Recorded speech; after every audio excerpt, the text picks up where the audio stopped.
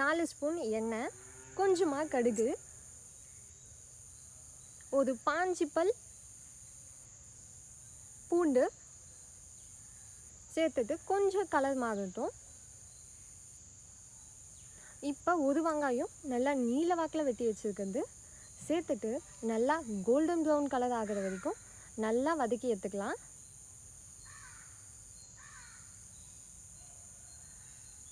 அஞ்சு தக்காளி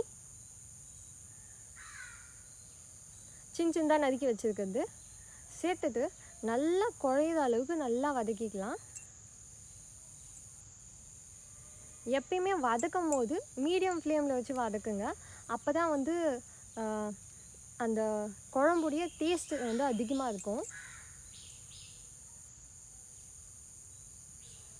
ஒரு 4 நிமிஷம் ஒரு 5 நிமிஷம் போல் வதக்கினதுக்கப்புறம் இப்படி நல்லா வந்து பேஸ்ட் மாதிரி நல்லா வதங்கிட்டு இருக்கும். இப்போ 1 கிலோ மொச்சக்காய் உரிச்சது சேர்த்துக்கலாம். சேர்த்துட்டு ஒரு 4 நிமிஷம் போல் நல்லா வதக்கிக்கலாம். ஒரு 4 நிமிஷம் போல் நல்லா வதக்கிக்கலாம்.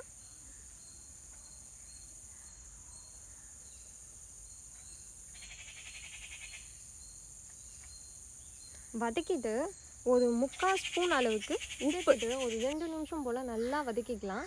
அப்போ தான் அந்த மொச்சக்காய் கொட்டையிலெல்லாம் அந்த உப்பு வந்து ஊறி இருக்கும்.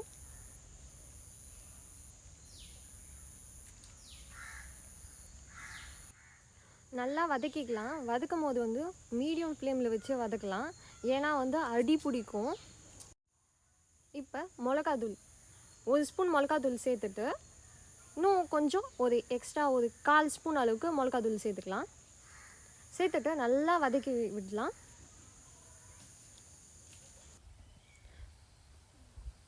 மிளகாத்தூள் சேர்த்ததுக்கப்புறம் நல்லா வந்து கலந்து விடலாம். மிளகாத்தூள் எல்லாமே வந்து இந்த மொச்சக்கொட்டையில் நல்லா ஈவனாக வந்து ஸ்ப்ரெட்டாக இருக்கணும். அப்போ தான் வந்து காரம் வந்து கரெக்டாக இருக்கும். தேவைப்பட்டால் இன்னும் கூட கொஞ்சம் சேர்த்துக்கலாம் மிளகாத்தூள். நான் சேர்த்த அளவு வந்து காரம் வந்து திட்டமாக இருக்கும். நீங்கள் எந்த காய் எந்த பொரியல் செஞ்சாலுமே மிளகாத்தூள் சேர்த்ததுக்கப்புறம் அந்த காய் மேலெல்லாம் வந்து அந்த மிளகாத்தூள் வந்து நல்லா ஈவனாக ஸ்ப்ரெட் ஆகிருக்குதான்னு பார்த்துக்கணும். ஒரு 6 கிளாஸ் தண்ணி சேர்த்துட்டு மூடி வச்சிடலாம். நல்லா ஒரு 10 நிமிஷத்துலேருந்து ஒரு 15 நிமிஷத்துக்கிட்ட விடலாம். அப்போ தான் அந்த மொச்சக்காயெல்லாம் நல்லா வெந்துட்டு தண்ணியெல்லாம் நல்லா சுண்டி இருக்கும். இப்போ கறிவேப்பிலை இலையை சேர்த்துட்டு ஒரு 2 முறை இல்லை ஒரு 3 முறை கலந்து விட்டுட்டு நிறுத்திடலாம்.